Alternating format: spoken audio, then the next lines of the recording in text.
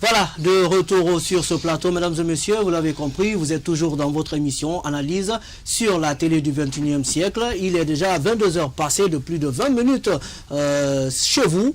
Nous continuons le débat avec Idrissa Condé. Je disais simplement que l'accord qui a signé entre l'UFDG et le RPG n'a pas été respecté ni à Kindia ni à Dubrika. Donc globalement, ça posait une difficulté institutionnelle par rapport au mécanisme du processus électoral en cours. Politiquement, quand vous analysez la façon dont on a fait ces élections, vous vous rendez compte qu'il y a deux grands partis politiques qui actuellement monopolisent le champ politique national. C'est l'UFDG et le RPG. Et que la difficulté majeure justement par rapport aux réalités locales des élections communales, c'est qu'on a pensé aux élections présidentielles. Les gens ont pensé qu'on était en campagne présidentielle en oubliant que c'est une élection de proximité et qu'en réalité, ce qui est important, c'est d'avoir des conseillers et non pas d'avoir des maires. Parce qu'en réalité, l'exécutif communal est constitué de conseillers. Quel que soit le maire qui sera mis en place, il est dans l'obligation de travailler avec tous les conseillers élus. De ce point de vue-là, tous les partis ont leurs représentants et participent au débat par rapport aux délibérations du conseil communal, par rapport aux décisions du conseil communal, ont un droit de regard sur le fonctionnement de la commune et les décisions se prennent collectivement. Donc on a raté ce coaching par rapport justement à l'analyse politique de la mission des exécutifs communaux, mais il est très important que les partis politiques vulgarisent le contenu des élections, qu'on explique aux partis, aux militants des partis politiques ou aux hommes qui représentent les partis politiques, c'est quoi une élection communale, c'est quoi une élection législative, c'est quoi une élection présidentielle, quels en sont les enjeux et qu'est-ce qui doit se faire et qu'est-ce qui ne doit pas se faire. Je termine rapidement. Je pense aujourd'hui que la situation que nous vivons, c'est quoi le scénario? C'est qu'on va se retrouver bloqué de nouveau avec le RPG et l'UFDG qui ne s'entendront jamais quand il sera question que chacun respecte peut-être le vote de l'un ou de l'autre. Donc je pense qu'il faudra à un moment donné mettre de côté le consensus pour utiliser l'instrument légal, la loi. La loi. Pour vous, vous êtes associé au RPG pour violer les lois? Absolument pas. Nous pensons que dans un état normal, si les lois sont respectées et appliquées, on n'a pas besoin d'accord. Et on parlera de deal entre l'UFDG et le RPG. Pardon? On parlera de deal entre l'UFDG et le RPG. Non, il n'y a pas de deal. Nous pensons que... La signature, notamment d'un accord entre le RPG et l'UFDG... Comment est-ce que vous qualifiez cela? On ne viole pas la loi. Tout ce que réclame cet accord sont en rapport avec les lois de la République. Quand vous prenez le premier point sur la question d'indemnisation des victimes, cette question d'indemnisation des victimes, c'est l'État qui doit assurer la sécurité des citoyens. Alors, qu'est-ce qui s'est passé? Si l'État s'engage, il n'y a pas de violation. Premièrement. Deuxièmement, parce que les gens nous voient le côté contentieux électoral. Il y a eu d'autres points plus importants. Le contentieux est venu sans rajouter. Même s'il y a d'autres points plus importants, mais il y a le contentieux électoral quand même qui marque l'actualité. Qui marque l'actualité. C'est ce qui intéresse encore plus les gens. Ne se limite pas là. Nous nous battons à ce que la question d'accès aux médias d'État qui constitue une question qui relève de même de la loi soit respectée dans ce pays. Nous nous battons dans ce sens. Est-ce que vous l'avez obtenu? Je dis que cet accord c'est un accord global. Oui, mais les gens sur le point des élections, l'UFDG, on dit non, il n'y a pas eu de deal. Nous avons réclamé. C'est très clair, le code électoral est très clair. Qu'est-ce qui s'est passé alors? Rien ne donne le pouvoir au président du CACV d'annuler le voix d'un seul Guinéen. Ça a été fait, on a été témoin de tout cela. Les présidents de CACV, ma commune à Matam, ont annulé plus de 84 bureaux de vote. Alors que le code électoral ne leur donne pas le pouvoir. Si l'UFDG s'érige contre cela, vous dites qu'il viole la loi. Comment nous violons la loi? Comment un individu de nulle part peut venir s'asseoir? Allez, déplacez pas le débat. Nous parlons du cas de figure, l'arrivée, la signature, notamment d'un accord entre l'UFDG et le RPG au QG de l'UFDG. Cette signature s'inscrit dans le respect des points qui ont été violés par le pouvoir et non par nous. Le président du CACV n'est pas un cas désigné par l'opposition. Il est désigné par les autorités du pays. S'il se permet de venir annuler du vote des Guinéens comme un professeur qui vient pour donner des 0,2, des 0,3, ça on n'accepterait pas pour rien au monde. C'est notre exigence. Vous êtes senti trahi par le RPG à India? Non, le débat Vous vous êtes senti trahi par le débat n'est pas à ce India? niveau. Le débat n'est pas à ce niveau.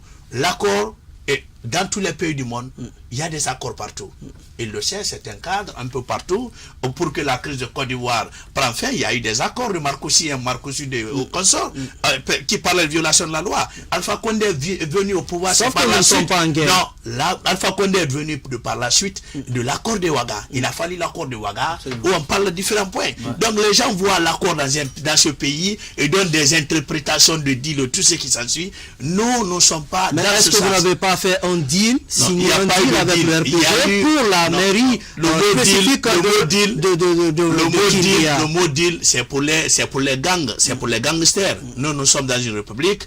Nous pensons que si autour d'une table de négociation, nous nous réclamons tous vainqueurs d'une zone et que nous parlons parce qu'en Guinée, il n'y a pas trois courants. C'est l'opposition et la mouvance. L'accord qui a été passé entre les deux camps. Nous avons dit au nom de la paix ce qu'on va faire, parce que quand vous venez négocier par rapport à une crise, sauf que tout n'a pas été respecté encore. Ça n'a pas été respecté. Nous déplorons cela. Nous avons ça derrière nous. Mais ce qui se passe là, c'est pas dans le cadre d'un accord. Alors le cas spécifique de Matoto, grâce à vous les médias, on a su les réalités, ce qui s'est passé à Matoto. Si le truc s'était fait à huis clos, on ne pouvait pas avoir des témoignages, on ne pouvait pas avoir des images, on ne pouvait pas avoir ce qui s'est passé. Quelles sont les nouvelles informations autour de ce problème à Matoto? Non, les nouvelles informations, l'opposition a tenu hier une réunion d'urgence. Nous avons rappelé à monsieur le ministre, monsieur Bourema Condé, peut-être que je crois dans un royaume, on est dans une république. Il faut respecter, je parle sous le contrôle du juriste, le principe de séparation du pouvoir. Dans aucun pays du monde, le ministre peut se permettre d'annuler une élection. C'est inacceptable. Il faudrait qu'on redonne le pouvoir aux juges compétents à la matière. Le contentieux électoral. Oui. Est-ce que le résultat a été publié officiellement? L'élection qui a eu lieu à Matoto a été recomptée 3 fois. M. Kalemodou Yansane a été le vainqueur de ces élections. Maintenant, le gros problème, c'est que il faut se poser la question, quand il y a élection, quand les élus doivent aller dans la salle pour l'élection du maire, c'est que les lettres d'invitation doivent être adressées aux élus, ceux qui sont élus sur la liste. C'est comme ça que ça a été fait à Matam. J'ai reçu ma lettre à 72 heures. Je suis parti avec ma lettre. Qu'est-ce qui s'est passé alors? Ce qui s'est passé, il y a eu un intrus venant du camp du RPG qui est inscrit à la 44e position. Donc qui n'est pas du tout concerné par ces élections, qui devait être dehors au même titre que les autres citoyens, mais qui a pu rentrer dans la salle en toute illégalité et qui, pendant le dépouillement, est sorti à 2 reprises, taper sur la table qu'il n'est pas d'accord sur ce qui se passe. Là, vous êtes tous témoins, et je ne sais pas de quel droit il se sert pour venir perturber un processus. Et on a vu du côté de Kindia, lorsque nos élus ont failli faire la même chose, ils ont été matraqués, manu militari, sortis de la salle. Mais pourquoi 2 poids 2 mesures? Est-ce que vous avez suivi l'actualité, le ministre de l'administration du territoire qui a rappelé quand même, qui s'est prononcé là-dessus pour une reprise de ces élections. Pour vous, est-ce qu'il est en droit? Objectivement, non, il n'en a pas la compétence, conformément à l'article 114 de la loi 039 du code électoral révisé. Le contentieux électoral relève de la compétence exclusive du juge, du tribunal de première instance. Donc globalement, sur la question de savoir est-ce que le ministre peut invalider le résultat, ce n'est pas possible, il ne peut pas invalider.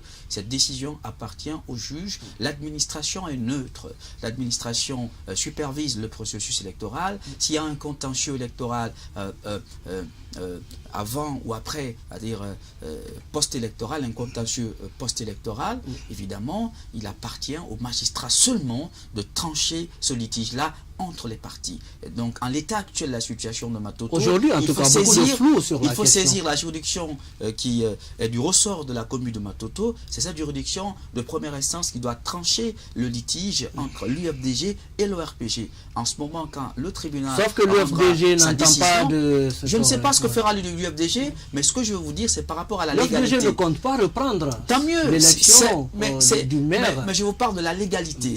Nous sommes en démocratie, nous ne sommes pas dans une monarchie, nous ne sommes pas dans l'anarchie. Il faut qu'on respecte les lois de la République et l'État et l'opposition doivent respecter les lois de la République. Donc le code électoral révisé dit clairement que le contentieux électoral relève de la compétence du juge du tribunal de première instance. Donc si le ministre prend une décision, cette décision est nulle et de nulle effet par rapport à la loi. Ce n'est pas le contrôle de tutelle, ce n'est pas un service public sous contrôle du ministre de l'administration. Donc il y a que l'administration n'est pas juge du contentieux électoral. Voilà, donc je termine avec cela et je veux dire à l'UFDG et au RPG de comprendre que nous sommes en construction démocratique, notre pays doit avancer. Il faut rapidement finir avec l'installation des exécutifs communaux pour permettre aux citoyens de bénéficier des services publics, notamment la santé publique, la tranquillité publique, le transport public, la sécurité publique.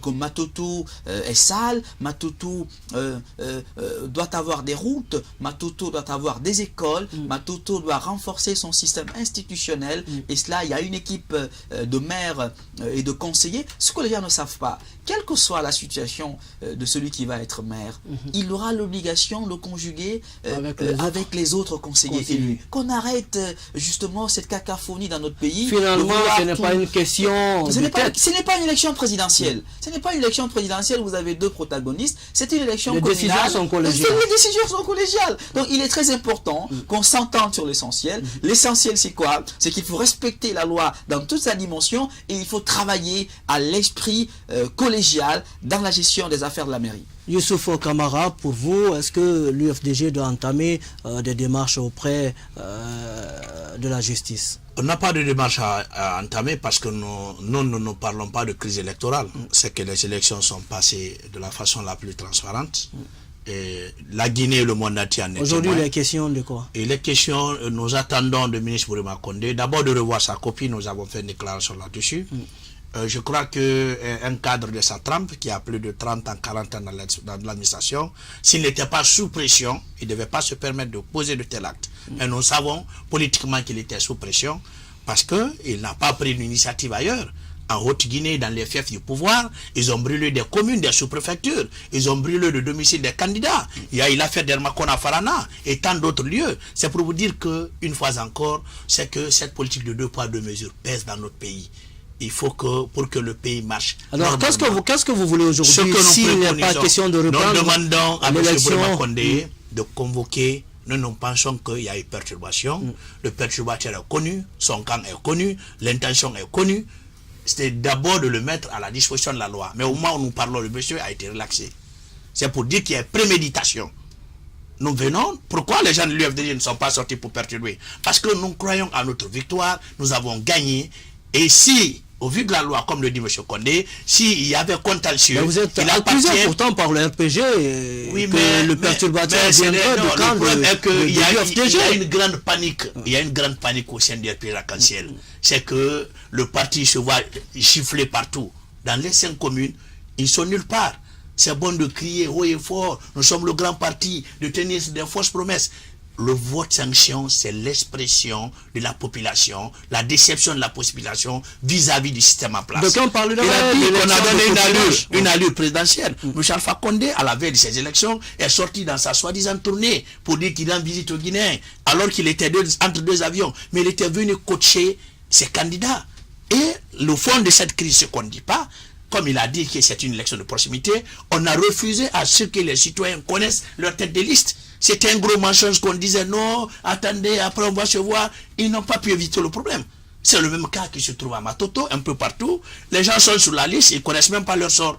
Pour installer maintenant, nous, la l'UFDG, sur l'ensemble du territoire, tous nos candidats étaient connus à l'avance. Ils ont fait des t-shirts, ils ont fait des campagnes. L'UFDG ne constate en tout cas reprendre l'élection nous attendons l'élection des vice-maires. Nous allons travailler. Telle est la décision du côté de l'UFDG. C'est la décision. Idrissa Condé, merci d'être passé dans cette émission. C'est moi qui vous remercie. Voilà, merci à Youssouf Kamara aussi d'être passé dans cette émission. Merci, c'est un plaisir. Mesdames et messieurs, le débat continue chez vous. Nous, en tout cas, nous allons vous rendre l'antenne.